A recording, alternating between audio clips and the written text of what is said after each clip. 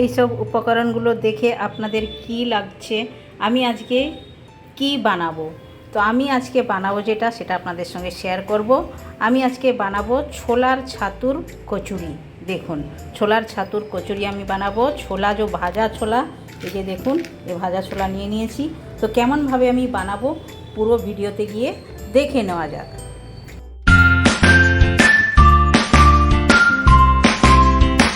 Everyone, welcome to my channel কি রান্না করিতে আপনাদের সবাইকে স্বাগত। আশা করি আপনারা সকলে ভালোই আছেন। তো আমি আজ ছোলার ছাতুর কচুরি আপনাদের সঙ্গে শেয়ার করব, যেটা বানাতে তো একদম ইজি আর খেতে কিন্তু একদম টেস্টি হয়ে থাকে। এটা কড়াইতে কোনো ভাজার কোনো দরকার নেই, মশলা মশলি একদম সুন্দরভাবে আপনারা ছাতুটা গুঁড়ো করে বানিয়ে নিতে পারেন। আপনাদের কাছে ছোলার ছাতু থাকে তো আপনারা ডাইরেক্ট বানাতে পারেন, না যদি থাকে ভাজা ছোলা, দেখুন এই যে আমি নিয়ে নিয়েছি ভাজা ছোলার খোলাগুলো আমি ছাড়িয়ে নিয়ে নিয়েছি। এগারটা খোলা আছে, ও চলবে, কোনো অসুবিধা নেই। তো এটা এখন আমি মিক্সারের মধ্যে পিষে নেবো। আর যে যে উপকরণগুলো লাগছে ওগুলো আমি এক এক করে আপনাদেরকে বলে দিচ্ছি। এই দিন দেখুন, আমি 1 চামচের মতো জিরে গুঁড়ো নিয়েছি, 1 চামচের মতো ধনে গুঁড়ি, আর 4 থেকে 5টি কাঁচা লঙ্কা নিয়েছি, কয়েক কোয়া রসুন নিয়েছি, কম 10-12টা রসুনের কোয়া নিয়েছি, আধা ইঞ্চ আদা নিয়েছি, আর হিং নিয়েছি আধা চামচেরও কম একটু আমি নিয়েছি, আর চিনি। এটা লাগছে উপকরণ। আর কচুরিটা বানানোর জন্য আমি যেগুলো ব্যবহার করব, এইটা হচ্ছে ময়দা আমি 1 বাটি নিয়ে নিয়েছি। যতটা ময়দা নিয়েছি ততটা আটা নিয়েছি, দুটো সেম কোয়ান্টিটিতে নিয়ে নিয়েছি। আর 2 চামচের মতো সুজিটা নিয়েছি। সুজি দিলে কচুরিটা একদম মানে অনেক সময় ফোলাও থাকবে আর খেতেও ভালো হবে, ক্রাঞ্চি থাকবে, তাই জন্য আমি সুজি ওতেই দিচ্ছি। তো প্রথমে এগুলো পিষার আগে আমি কি করব, এই যে আটা ময়দা সুজি যে রেখেছি এইটা মেখে নেবো। এটা মেখে একটু 5 মিনিটের জন্য রেস্টে রাখলে খুবই ভালো হয়। তাহলে আটাগুলো আমি নিয়ে নিয়েছি, এখন মিশিয়ে নেবো একসঙ্গে। তো কিছু উপকরণ দিয়ে দেবো। এই যে চিনিটা রেখেছি, চিনিটা আমি এতে দিয়ে দিলাম, আর এতে যাবে লবণ স্বাদ মতো। তো দেখুন, লবণটা দিলাম স্বাদ মতো। আর সাদা তেল যাবে, সাদা তেল আমি দেবো 2 চামচের মতো, 2 চামচের মতো আমি সাদা তেল দিলাম। এইবার সব উপকরণগুলোকে আমি ভালো করে হাতের সাহায্যে মিক্সড করে নেবো, একদম সুন্দর করে মিক্সড করে নিতে হবে। তাহলে কচুরিটা খাস্তাও হবে আর খেতেও ভালো হবে, আর অনেক সময় ফোলাও থাকবে। আপনারা এইভাবে বানিয়ে বাইরে কোথাও গেলে 2 থেকে 3 দিন তো আরামসে থাকবে, কোনো খারাপ হবে না, কারণ এটাতে কোনো জলের স্পর্শই থাকবে না। তাই জন্য এটা খারাপ হওয়ার তো কোনো প্রশ্নই নেই। তো প্রথমে এগুলো ভালো করে আমি ময়ানটাকে মেখে নেব। তো ভালো করে মশলিয়ে আমি এভাবেই করে মানে ভালো করে ময়দাতে আর আটাতে সুজিতে ভালো করে মেখে নিয়েছি ময়ানটা। এখন একটু একটু জল দিয়ে একটা ডো তৈরি করব। ডোটা যে আপনারা তৈরি করবেন একদম পাতলা হওয়াও চাই না আর একদম শক্ত হওয়াও চাই না, মানে এমনভাবে করবেন যেন কচুরিটা খাস্তাও হবে আর নরম পড়বে না, সেই হিসাবে মেখে নিতে হবে। একটু একটু জল দিয়ে মাখলে তাহলে পরিমাণটা আপনারা জানতে পারবেন। একসঙ্গে বেশি জল ঢালার কোনো দরকার নেই। তো দেখুন, ভালোভাবে মেখে নিয়েছি। একটু হাতে আমি তেল নিয়েছি, উপর থেকে এভাবে লাগিয়ে রেখে দেবো। দেখুন, ডোটা এভাবেই হবে। দেখুন, বেশি শক্তও হবে না আর বেশি নরমও হবে না। নরম হলে তাহলে কচুরিগুলো একদম লেদলেতে হয়ে যাবে, ভালো হবে না। আর একদম কড়ক করলেও ভেতরে যখন পুরটা ভরবে মুড়তে অসুবিধা হবে, ফেটে যাওয়ার সম্ভাবনা থাকবে। মানে এমনভাবে ডোটা বানাতে হবে, না শক্ত হবে না একদম নরম হবে, মিডিয়াম সাইজের করে বানিয়ে নিতে হবে। দেখুন, আমি এখন তেল একটু লাগিয়ে দিয়েছি, এখন ঢাকনা লাগিয়ে রেস্টে রেখে দেবো 5 মিনিট। ওই সময়ের মধ্যে আমি ছাতুটা পিষে নেবো, মানে এই যে ছোলাটা নিয়েছি এটাকে পিষে নেবো, এটা তৈরি করে নেবো। তো মিক্সারের জারটা আমি নিয়ে নিয়েছি আর ছোলাগুলো দিয়ে দিলাম, পিষে নেবো ভালো করে। দেখুন, সুন্দরভাবে পিষা হয়ে গেছে। এখন একটা পাত্রের মধ্যে আমি ঢেলে নিলাম।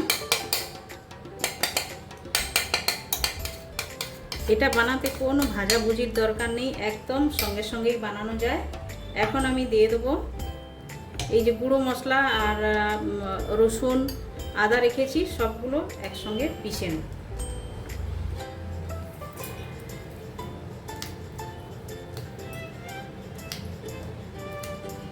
সব একই সঙ্গে দিয়ে পিসব, তাহলে মিশ্রণটা ভালো হবে।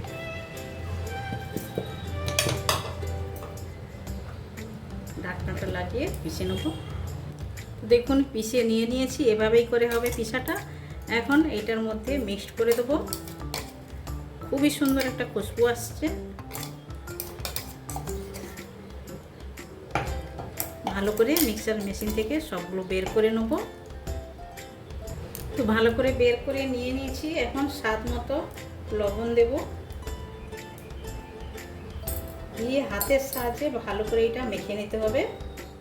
হাতের সাহায্যে মাখলে মাখাটা ভালো হয়, একদম সব জায়গাতে লাগবে।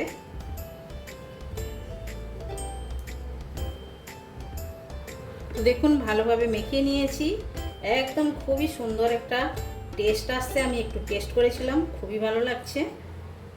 তো এটা এখন সাইড করে দেবো। আর আটাটা যে মেখে রেখেছি ওটা একটু মেখে নেবো আর একটু। তো আটাটা ভালো করে মেখে নিয়েছি। এখন আমি লিচি কেটে নেব। ছোট বড় আপনারা আপনাদের হিসাবে করে নিতে পারেন। আমি এক একটা যেমন রুটি বানাই, ছোট ছোট আমি রুটি বানাই, ওই হিসাবে আমি নিচ্ছি। এভাবে করে লিচি কেটে নেব, মানে হাতের মুঠোতে থাকবে ওই হিসাবেই। সব লিচিগুলো কেটে নিয়েছি একটা এভাবে গোল করে। প্রথমে বাটির মতো করে নিতে হবে এভাবেই।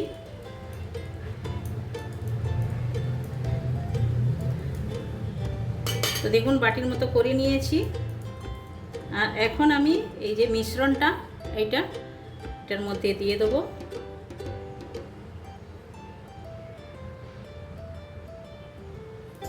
যতটা যাবে আপনারা ওই হিসাবে দিবেন। আর হাতের মধ্যে দেখুন এভাবে একটু প্রেস করে দিতে হবে। প্রেস করে দিয়ে সব সাইড থেকে একটু একটু করে এভাবেই মুড়ে মুড়ে যেতে হবে। এই যে দেখুন মাঝখানে এরকম দাবিয়ে নিন এভাবেই, মানে যাতে বেরিয়ে না আসে ওই হিসাবে। এরকম করে প্রথমে সবগুলো করে নেব, তারপরে হালকা হাতে একটু বেলবো, বেশি নয় একটু। তাহলে চলুন এভাবে করে সবগুলো আমি বানিয়ে নিচ্ছি, তারপরে আমি ফিরে আসছি। তো সবগুলো আমি দেখুন পুর ভরে নিয়ে নিয়েছি। তো প্রথমে একটা লিচি নিয়ে এভাবেই করে আস্তে আস্তে করে মানে বাড়িয়ে নিতে হবে, একটু বড় করে নিতে হবে এভাবেই। ধীরে ধীরে করে সব সাইডে এভাবে প্রেস দিয়ে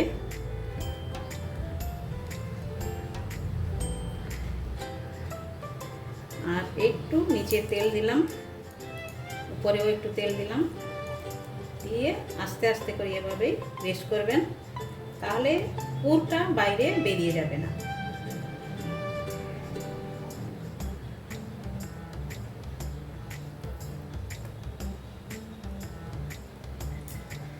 এখন হালকা হাতে বেলে নিতে হবে, একদম হালকা হাতে এভাবেই করে। আর এটা একটু মোটা মোটা হবে, পাতলা তো হবে না।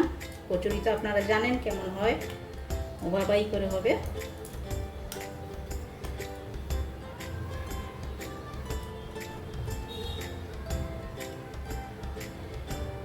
সাইডগুলো মোটা লাগলে হাতের সাহায্যে এভাবেই প্রেস করে দিবেন।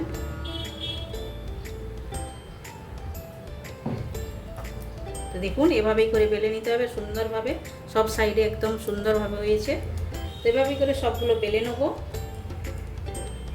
তো কড়া আমি বসিয়ে দিয়েছি, কড়ার মধ্যে তেলও দিয়ে দিয়েছি। তেলও আমার গরম হয়ে গেছে। আর তেলটা গরম হওয়ার পরে গ্যাসের ফ্লেমটা কম করে দিতে হবে। আমি এখন ছেড়ে দেবো, এই যে বেলে নিয়েছি তেলের মধ্যে এভাবেই ছেড়ে দিলাম। তো দেখুন কত সুন্দরভাবে ফুলেছে। তেলটা গরম হলে কিন্তু গ্যাসের ফ্লেমটা একদম স্লো করে দিতে হবে, ধিমা করে দিতে হবে, এরকম আলটি পাল্টি করে ভেজে নিতে হবে। আর একদম তেজ আঁচ দিলে ভাজা তো হয়ে যাবে উপর থেকে লাল, কিন্তু ভেতর থেকে কাঁচা থেকে যাবে। তাই জন্য গ্যাসের ফ্লেম একদম স্লো করে ভেজে নিতে হবে। দেখুন একটা হয়ে গেছে, এভাবে করে ভেজে নেবো আরগুলো। তো এক সাইড হয়ে গেলে এভাবেই একটু একটু তেল উপরে দিতে গেলে দেখবেন সুন্দরভাবে ফুলে যায় একদম। আর এইরকম আলটি পাল্টি করে এ সাইড ও সাইড করে ভেজে নিতে হবে ভালো করে। কচুরিগুলো ফুলছে দেখুন, একদম সুন্দরভাবে ফুলছে, একদম বেলুনের মতো ফুলে যাচ্ছে। দেখুন তো দেখুন সব কচুরিগুলো আমার ভাজা হয়ে গেছে, এভাবেই সবগুলো ফুলেছে। এখন প্লেটিং করে আপনাদেরকে দেখাচ্ছি আমি। তো প্লেটিং তো আমি করছি। আর এইটা আমি কালো মটরের তরকারি বানিয়েছি কুকারের মধ্যে সিটি দিয়ে, নারকেল দিয়ে। খুবই টেস্টি হয়ে থাকে, একদম মহারাষ্ট্রান স্টাইলে আমি বানিয়েছি। মহারাষ্ট্রেতে এই রেসিপিটা একদম ফেমাস, খেতে একদম টেস্টি হয়ে থাকে। এই রেসিপি আপনাদের যদি ভালো লাগে আমায় কমেন্ট করে বলতে পারেন, আমি আপনাদের সঙ্গে শেয়ার করব। রেসিপিটা খেতে কিন্তু দুর্দান্ত স্বাদের হয়ে থাকে।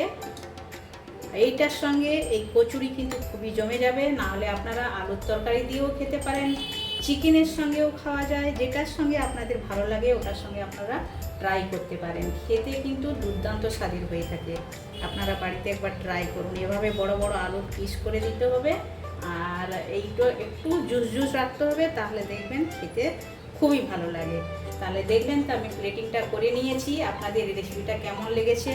ভালো লেগে থাকলে লাইক শেয়ার কমেন্ট করবেন। আর যারা এখনও পর্যন্ত আমার চ্যানেলটি সাবস্ক্রাইব করেননি, প্লিজ চ্যানেলটি সাবস্ক্রাইব করে নেবেন, বেল আইকন অবশ্যই প্রেস করবেন। তাহলে নিত্য নতুন রেসিপি আমি যখনই আপনাদের সঙ্গে শেয়ার করব আপনারা সঙ্গে সঙ্গেই পেয়ে যাবেন। তাহলে চলুন আবার দেখা হচ্ছে নতুন কোনো রেসিপির সঙ্গে। সবাই ভালো থাকবেন, সুস্থ থাকবেন।